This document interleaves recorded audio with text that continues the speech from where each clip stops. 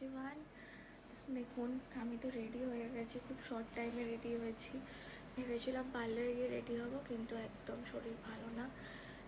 ভালো লাগছে কিনা অবশ্যই কমেন্ট করে জানাবেন। জাস্ট চুলটা খুলে আর কানের পরেছি। চলে এসছি বিয়ে বাড়িতে। এখানে স্টার্টার কাউন্টার, এখানে অল ডেকোরেশনস। কেউ এখনো লোকজন আসেনি।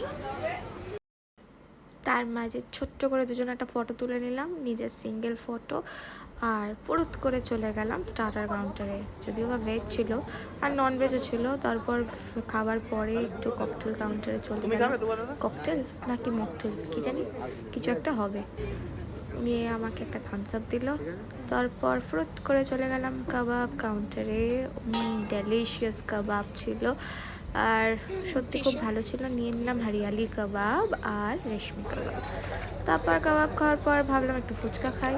ফুচকা খাওয়ার পরেই শায়কদার সাথে দেখা, আর তার শায়কদার সাথে আন্টির সাথেও দেখা। একটা ছোট্ট করে ফটো তুলে সোজা চলে গেলাম ডিনার কাউন্টারে। ডিনার ছিল বুফে, অনেক খাবার প্লেটে নিয়ে নিলাম। সঙ্গে সঙ্গে ছিল অনেক কিছু, কিন্তু একটাও ভালো করে খেতে পারিনি।